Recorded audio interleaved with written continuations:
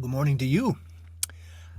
I am the big guy. You're watching Cardboard Meditation, and you're watching the 1950s, A Time for Cardboard Heroes, our very last episode of this series. And if you've been with me all along, I appreciate it. I've had a lot of fun putting this together. So, got my next project in mind. So, we'll be introducing that pretty soon. But, as the world watched the end of the decade of the 1950s, it was just the beginning of the exploration of the final frontier. Nope, not talking about Star Trek. That's coming up in the 1960s. No, I was thinking more in terms of space exploration. And this was the year 1959 that they introduced us to, well, NASA did, of the astronauts, the first astronauts. There was Donald Slayton, Alan Shepard Jr., Wally Schirra, Gus Grissom, John Glenn, L. Gordon Cooper, and Scott Carpenter. They became instant heroes. It was a moment of pride in America. And there's also a couple of other Earthlings making their way into orbit. Ones that most people don't know about. Miss Abel and Miss Baker, the first primates launched into space. Now, personally, I think it's pretty funny that we let monkeys test drive the space capsule, but it's just strange, one of the many things that are strange during that time in the 50s. Good thing we had 1950s baseball and some of the finest baseball cards ever made of some of the finest players to have ever played.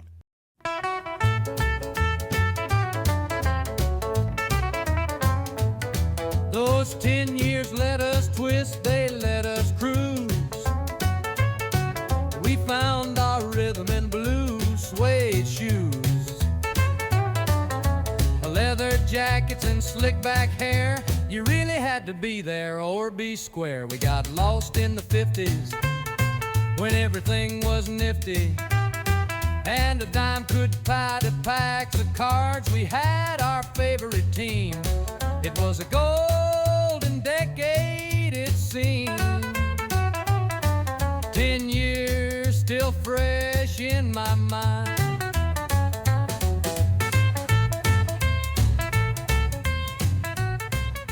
Welcome to 1959. The family of America grew, added 2 siblings, Alaska and Hawaii, states 49 and 50 respectively. And to our south, well, we had some issues down there with Cuba. Fidel Castro took over power in Cuba, and things have never really been the same since. Also, it was the year the music died. A terrible plane crash in the heart of winter just outside of Mason, Iowa, took the lives of Buddy Holly, Big Bopper, and Richie Valens. And, of course, it was the year that the world got introduced to Barbie, a very pink world. And Barbie was introduced at this time and made a lot of Christmases that year. Let's take a look at some baseball news. The NL MVP for 1959 went to Ernie Banks, and the AL MVP went to Nellie Fox. Cy Young Award winner that year was Early Wynn, and the AL rookie went to Bobby Allison. No, not the race car driver. And also the National League Rookie of the Year went to Billy McCovey. In World Series action, 1959, closing out the 1950s, the White Sox had some hopes of winning that World Series, but the Dodgers beat them 4-2, and the series MVP went to Larry Sherry. Let's take a look at the baseball card set from 1959 that really sparked the imagination of a lot of baseball card manufacturers and of card collectors in general. And now, just real briefly, we'll touch on it in a minute, it was like the very first card set, really, of just one particular player. Yeah. So the 1959 Fleer took a real bold swing at re-entering the baseball market. Now, the result was one of the most unique and memorable sets ever produced. The Life of Ted Williams had 80 cards in the set, and it was designated in the American Card Catalog as R418-1. Now, I know that that's kind of a strange designation, but it helps keep things straight. And if you get I was going to show it to you, the Card Collector's Bible here, I just don't have it with me. But you can look things up real quick using those designations. So if you ever wondered what that meant, that's what that means. Now, this was the first mainstream release, like I had said before, that was entirely devoted to just one player. And that player was the Splendid Splinter. The box, it held 24 packs with 6 to 8 cards per pack. And the set walked collectors through Ted's, life, his journey from the very beginning of just being a youth playing baseball and getting coached early on, going into the military service, his fishing exploits, and of course, his unparalleled baseball career.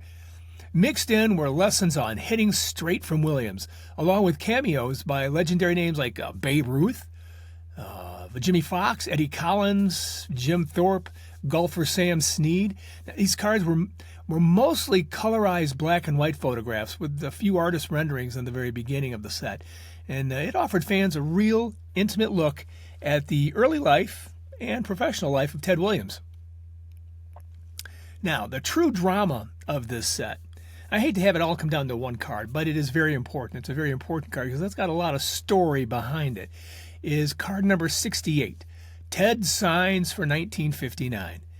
Now, the card shows Williams at a desk with Boston Red Sox general manager Bucky Harris reviewing and signing his contract. And here's a picture of the real event as it happened, and then the card, of course, which was rendered from it. There was a catch to this whole thing. It was that Harris was under contract. Bucky Harris was under contract to Topps. He couldn't appear on a Fleer card, even though it was with Ted Williams signing that contract. So, fearing legal trouble, Fleer just pulled the card from circulation.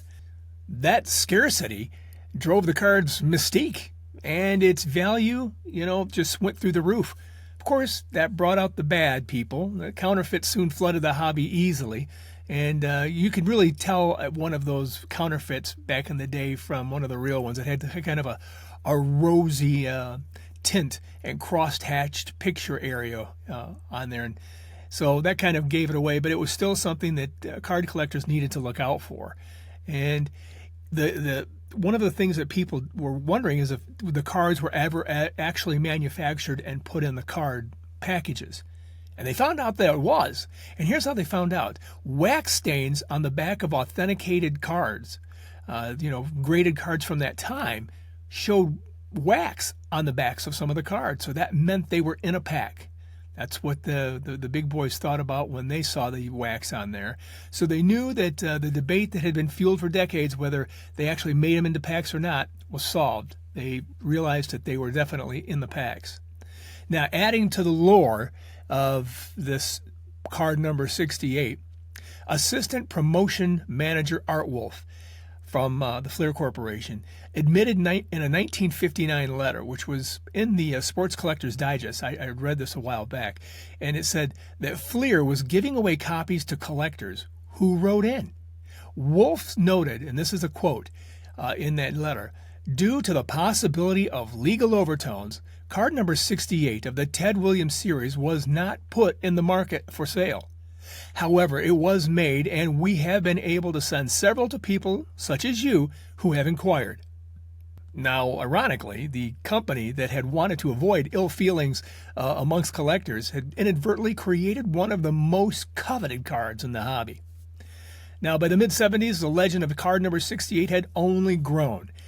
At the 1974 Midwest Sports Collectors Convention in Troy, a Michigan seller appeared with hundreds of copies, peddling them to dealers and sparking fresh waves of suspicion about the authenticity of the cards and of the cards that they were actually pulling from packs and having authenticated.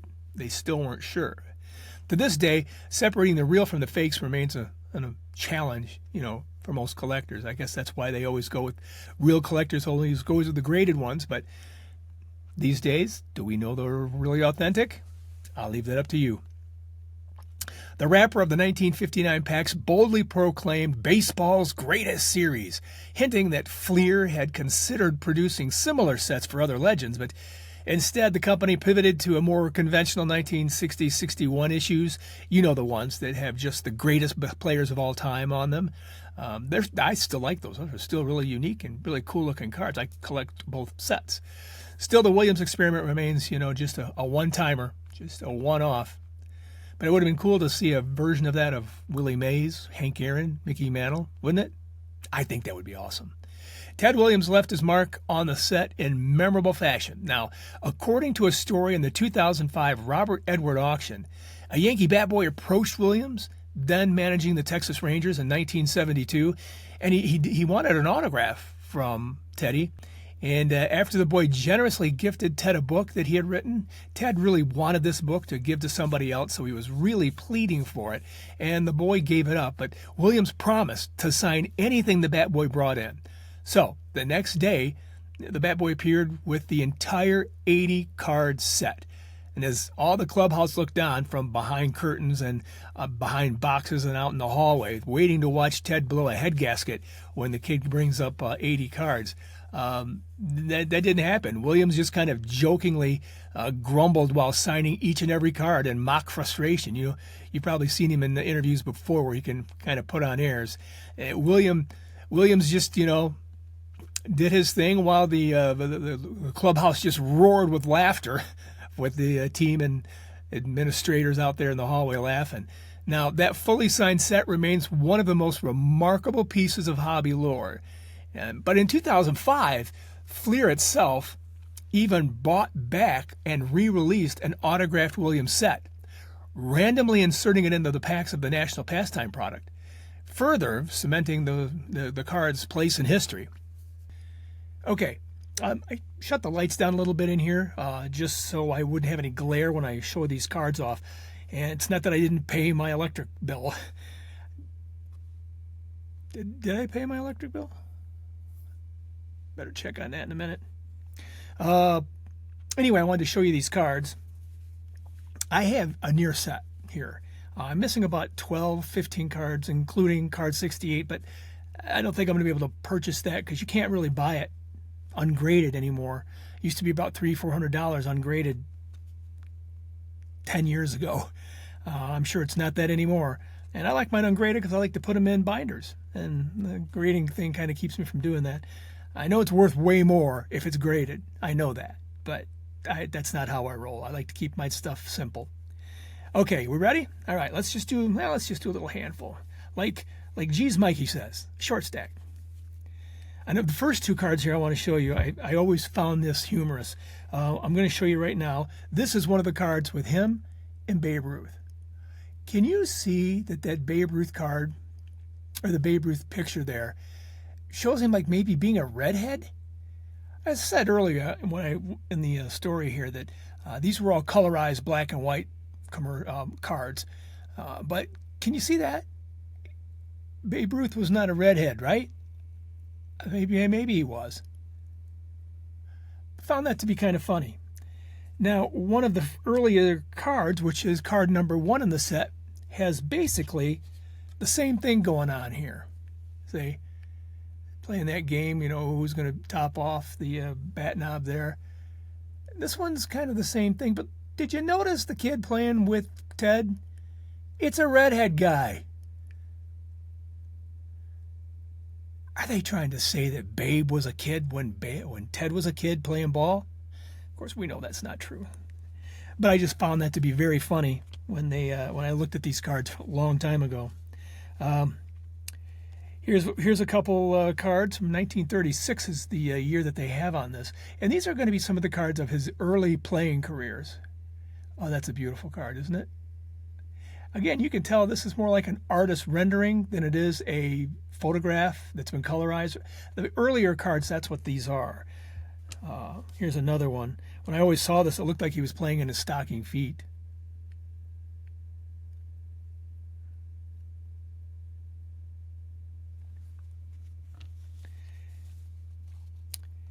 I'm not sure what this award is for.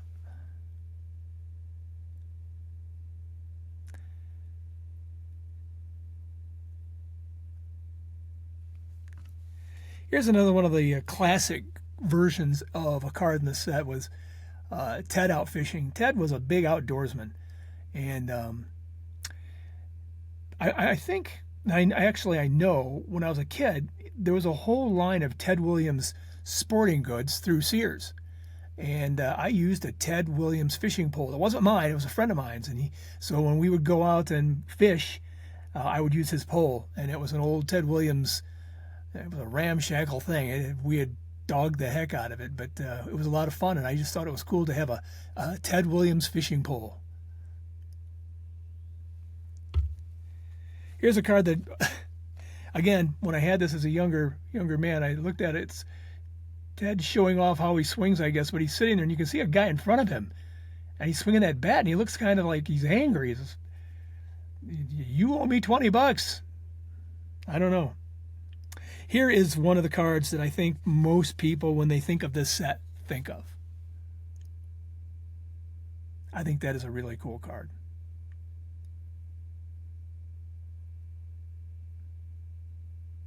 Your future is out there, kid.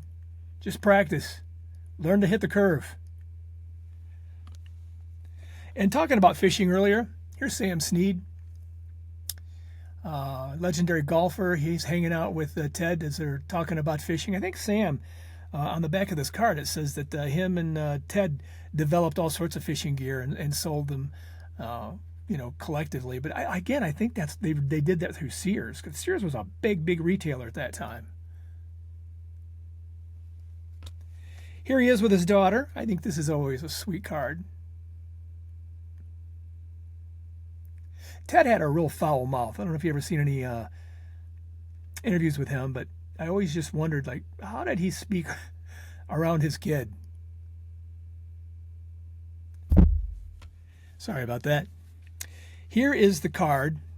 It's actually the picture that's used on the cover of the pack and the cover of the box.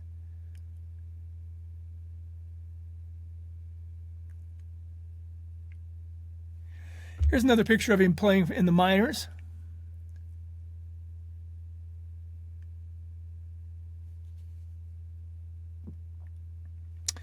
Here's one talking about his batting title, which was in 1958. Yeah, I think 4 of these. I think that's what it says on the front of here. Six batting titles. Look at those fans looking over their shoulder at the ball that came up in the stands. Show that again.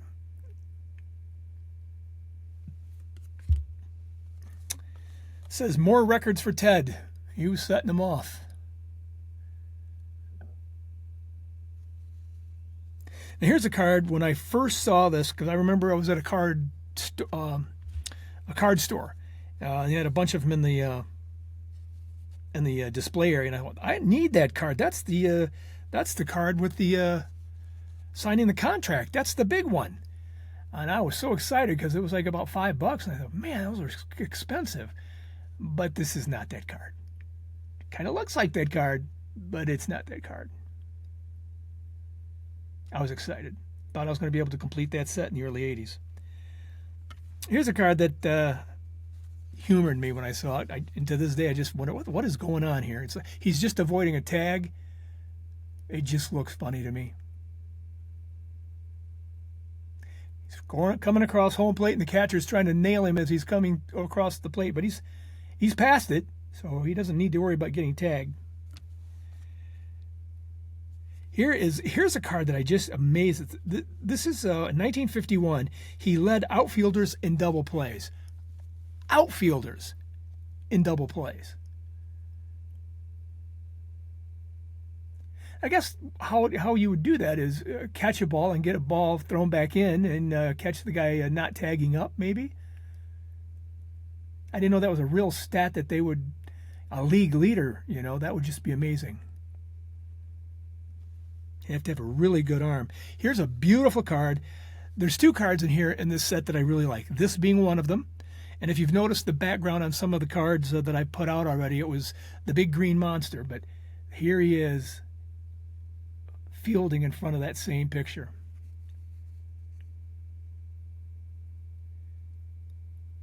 Is that not the coolest? A little reminiscent of The Catch by Willie Mays, but this one's in Boston. One of my favorites. My very favorite is coming up here in just a second or so. I always thought this was a pretty cool card too. Shows his grip. Everything about the way this guy hit was scientific. That's what it seems like. Okay, here's my favorite. This is the one with him and Jimmy Fox on it. Now, arguably, these are the two greatest Red Sox of all time. Maybe. I'll leave it up to Red Sox fans to correct me. But in my estimation, these are the two guys right here. Greatest Red Sox ever. Okay, final card I'm going to show you is the 1939. It says, Ted shows that he will stay, meaning he's up with the parent team, and he's got the skills to stay in the league. That's it. Now, the 1959 life of Ted Williams set isn't just about baseball cards.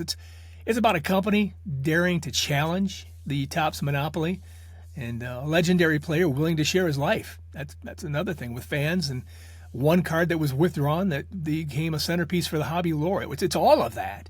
For collectors, it remains a set that tells much about the business of baseball cards as it does about the man they call the Splendid Splinter. This segment of the 1950s, A Time for Cardboard Heroes, is the final segment, like I had said at the beginning of the video.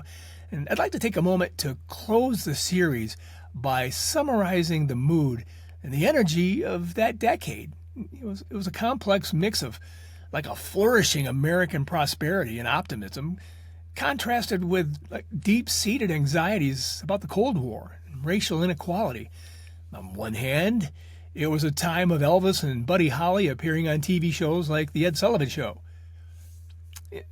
Exciting new technology like transistor radios and a growing car culture, but all of it was overshadowed by the fear of nuclear war, civil rights struggles, emerging tension with the space race, and, youthful enthusiasm, cultural rebellion, and underlying national apprehension. That all kind of just comes into a big ball. And that was the true atmosphere of the 1950s. And through all of it, we got to have this fascinating, elegant, magical game. Baseball was there to provide a sense of normalcy. And baseball cards, well, they're proof of life. Now, if you watched all 10 episodes again, like I said, I really do appreciate it. Thank you very much. Time for Cardboard Heroes. I certainly appreciate it, and I enjoyed creating them. Could you like, subscribe, and comment? I appreciate that too. Talk soon. Cardboard meditation helps set your mind right. Thank you for watching. Show us your appreciation by clicking the like and subscribe button. Ring the bell while you're at it so you'll know when we upload a new story.